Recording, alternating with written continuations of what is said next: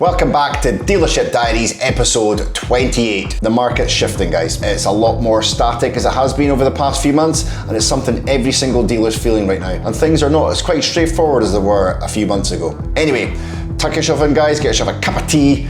Episode 28.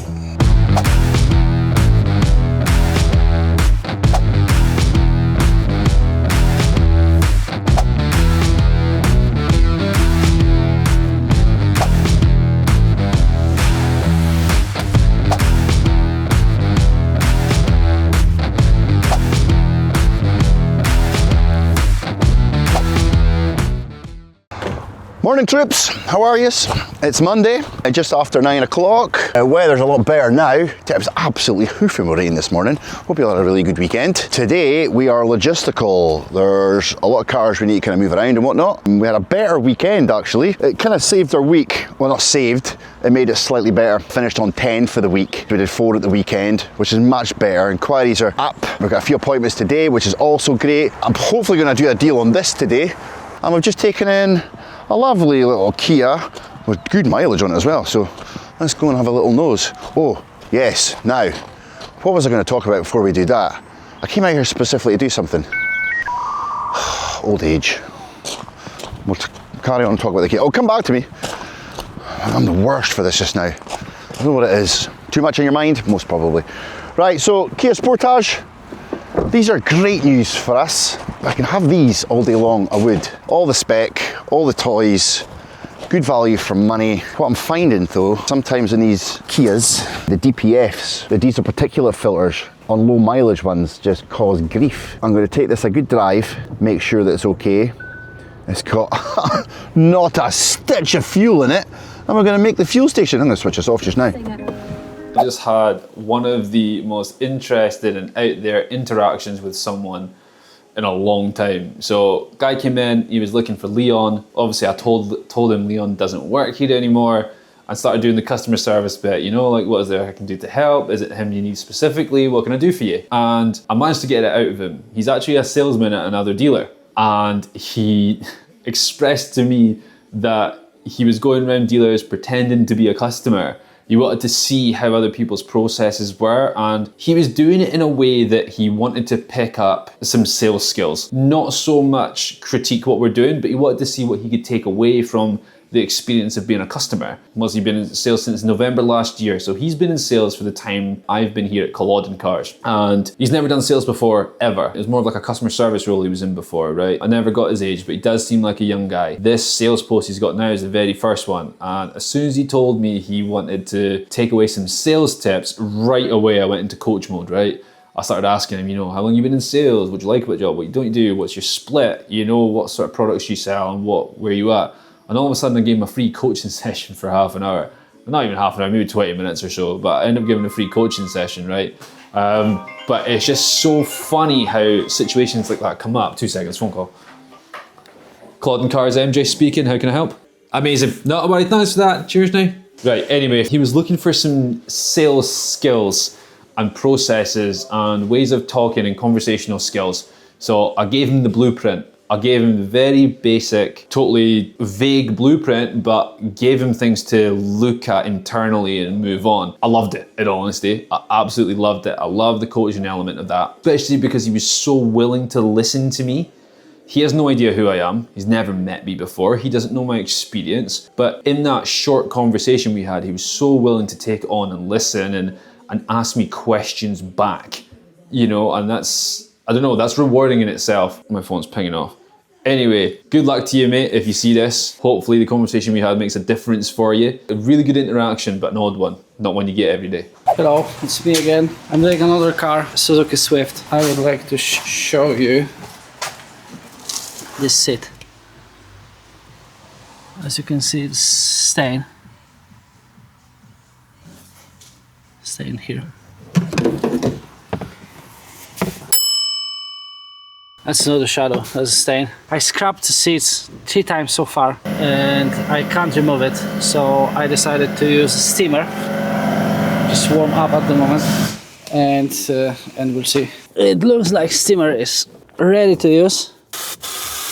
So I put Then I will spray with more chemicals and I can use it.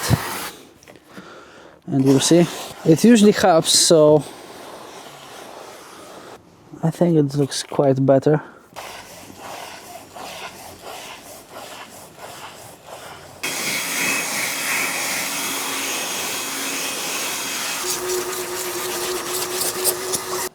Stain just has gone. There's no stain, so the steamer works fine. That's good news. I'm going to carry on around the car and we'll see. There we go, right, so we are currently en route to Beaulieu this lovely wet Tuesday morning, and I can't see a thing. We are going to Beaulieu to Air Motors to pick up a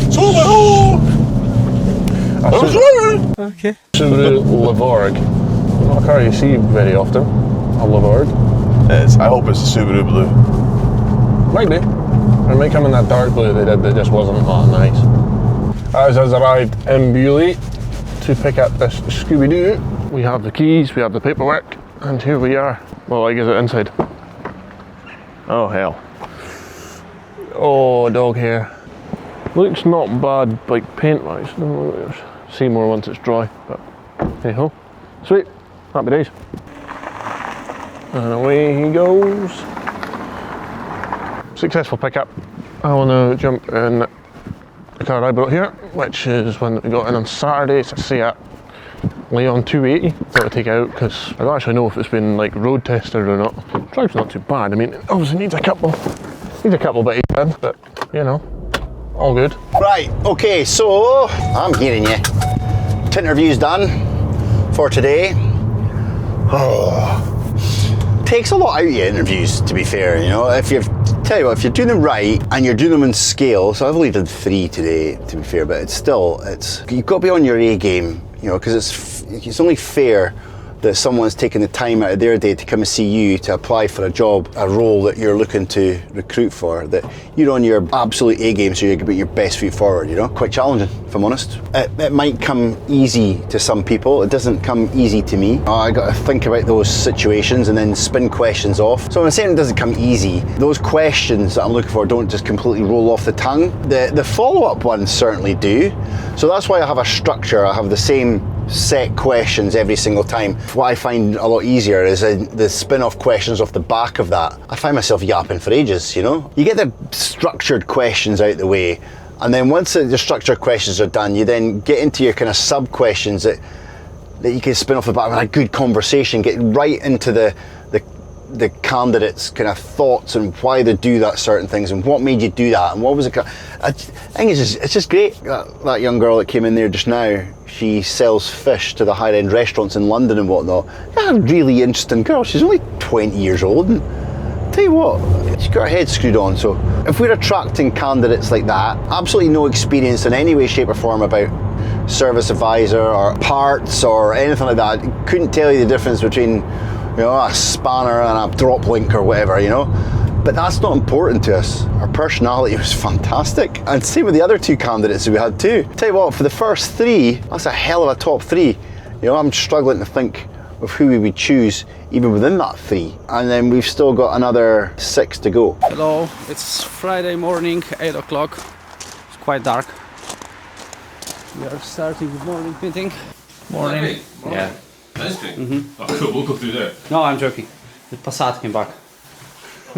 I just grabbed the key and... I was just telling Jay I got a ceramic coat on that today. He came through last night about 6 o'clock, half 6. Oh, what car? Passat.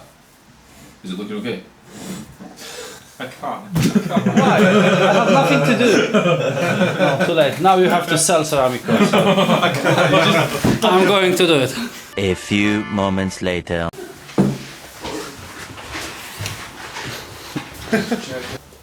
They haven't seen camera for several days. Lazy because they were surprised when I took the camera for a morning meeting. They should record more. Good afternoon. How are you? Just back from Glasgow. Last night I was at the SMT, or the Scottish Motor Traders Association dinner. It was really good. It's good to catch up. So I was invited by Motor Finance on their table, and there was other car dealers there. There was also my old colleagues when I used to work there. So nice to see you all, you guys. I met up with lots of other car dealers and suppliers, and so it was a really good night. It's celebrating, I think SMTA has been going on for over 100 years of them, really. So, and it's an association linked to all different suppliers and motor dealers, and they all pay some money in and you get some benefits. That's really what's kind of all about. And it was a great night, really, really good. So back to the grind now. My task now is to liquidate some of the stuff that I feel the market's shifted, right? We are not selling as many cars as we should do because I think the market's kind of moved a little bit. The people looking at this kind of 15 to 25 grand cars is kind of off a little bit because we've got some nice stuff, right? So I'm like, right, okay, well, let's trade out some of the bits that have stuck around a little bit. So I've moved the Aston, I've moved the Golf, it's gone. The little Mini Countryman, I'm gonna move on this S3, I'm going to move on the TTS, maybe that Audi S4 as well. So those are 5 bits I'm going to move on, and with the money that's going to come back in, I'm going to replace that with cheaper entry cars just to stimulate a little bit of activity, a little bit just to see what's going on. It's just quieter, although today's been good actually, to be fair, but those cars have stuck around a little bit. I'm looking at the views and things like that, so I managed to move them on, which is great. That'll get money back in that I can go and invest on just other bits and pieces. What the hell is that over there? And there's a balloon on the tyre.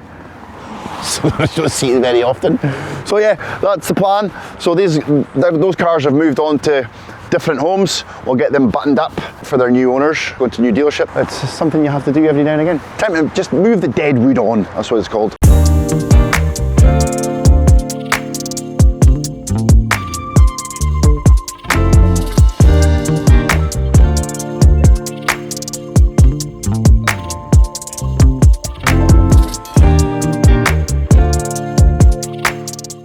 24 hours later.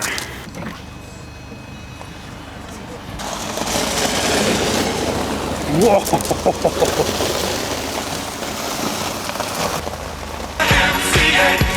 That line's not straight.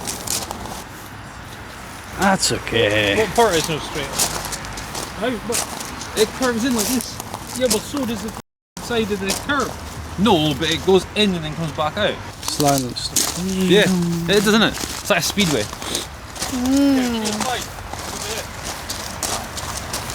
Wow. So this, my ladies and gentlemen friends, is my new number plate board. So we sell 4D number plates, and I just wanted something nice for display. It's the worst unveiling in the world ever. So this here is my new number plate thing. So what I'm planning on doing is we're going to have different plate designs. On there we're going to have 3D gel, this is the 4D ones, different plate designs, and we can sell these. So if you're looking for 4D plates here at Culloden, we can do them for you, but only if you buy a car. We can't actually sell them retail, it just gets faffy. You know, you've got to have their V5 and things like that. So I might do it, I don't know, we'll see. But yeah, we can do 4D number plates here at Culloden. I think it looks pretty smart. Look at this, can you see that? Auto Trader Retail Award finalist. Here's to the 1%. Right, so to the wee congratulations, little cars. We got stickers. So I'm going to stick these up on the wall, in the window. First 2 are going to go there. Got 1 there, 1 there. I was going to put 1 on the door, but I think put that 1 there on the way in. Just going to be a bit. Oh, Jack's on a wee dealie here. Customers been here all day. Jack's doing a good job with them. There we go. Look, I've put it up.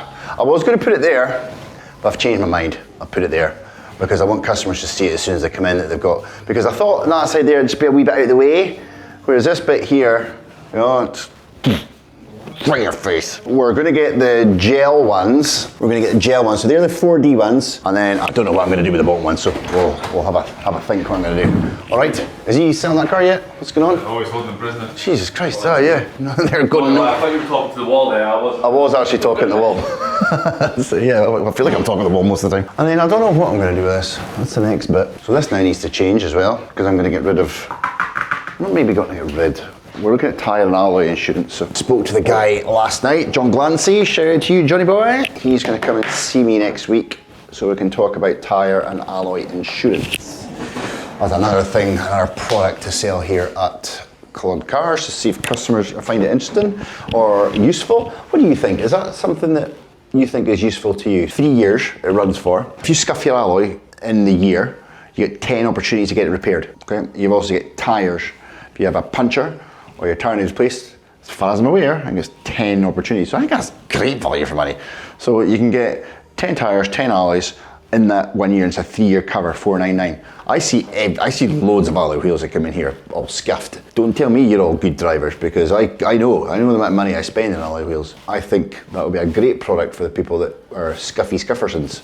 It's home time. It's 5:10. I am absolutely shattered. I'm going to go home. I'm going to see the wee man. I'm going to toy fight him. He's probably kick my head in. And I'm off tomorrow. I'm off on Saturday, actually, to be fair. I'll see you next week. I'm hanging out my office window right now. Over there we have a wild Damien trying to record the intro for our next YouTube video. Craig's not in the business today. Gab has asked one of us to do the intro. I've done a couple before already. The video actually starts with Damien following Craig on North Coast 500. So I thought it'd be nice to get a different face on first. To do the intro. It's nice to get everyone involved, but also it was a great segue because it's Damien following Craig around the North Coast 500. He's actually not noticed me yet, hanging out the window, but he's he's walking towards me. The intro's going really well. It's okay, man. It's okay. I know that's okay, but you know, my pronunciation is good. Yeah. Without camera. I just say, hello, welcome back to episode Diaries. What? Sit back, get a snack, and It's always harder when it's scripted. That's my problem, because I try to repeat every single word I prepared before. I should be fluid. flexible. Yeah, flexible and fluid. Yeah, you're right. I need some water because I waste over an hour for it now. Yo, Gab, cut that. Don't cut it. It's huge effort for me. I have to do overtimes to wash and place the car because I've been asked to record this fucking intro. Welcome back to dealership Kurwa. There you go. There's an insight to content here at Culloden Cars. Damien is having a time of it. That is the funniest thing I've ever seen in my life. The day's almost done. Jack's done a deal for the Skoda Citigo, which is great. I've had a cancelled deal, which is not so great. A couple customer interactions. So we've got a car there drying just now. Welcome back to Dealership Diaries. And then we've just bought in this Fiesta ST2. Picked up this Fiesta ST2. I've just bought it into stock. It was a buy inquiry. So we've got the alloys getting refurbished on Monday. But other than that, the car is super, super clean. I always get worried when I get a buy inquiry and things, and I pick it up because it's not my money I'm spending. It's not mine. This is Craig's baby. This is Craig's money. So I always get very cautious when it comes to buy inquiries. I need to make kind of sound judgment calls. But this one looks like it's kind of turned out okay. So hopefully, fingers crossed, it's a car that does sell. It doesn't sit in stock forever. But we're in a good place just now. Hopefully that is going to help us out. But we've got some really nice motors in just now. We took this convertible in as a part exchange. That thing will drive really nice, except it's the wrong season. It's the wrong season for a convertible, unfortunately. We have two of them. We got a red one over there as well. Wrong season for a convertible, but is what it is. Part exchanges are part exchanges. Really nice car, but I can't see it selling at this time of year. It's just not the right time for it. Either we keep it until April time and get it in the summer, or we kind of move on from it and trade it out or do something with it. So there's some options there, but yeah, some really nice stock, new stuff in. This Ford Edge just went back up for sale as well. I can't see this hanging around long. Really nice car, this. Really nice car, great family car, huge utility in this vehicle, and it's a big car, so it'll suit a lot of different lifestyles. Anyway, that's me done. Bye.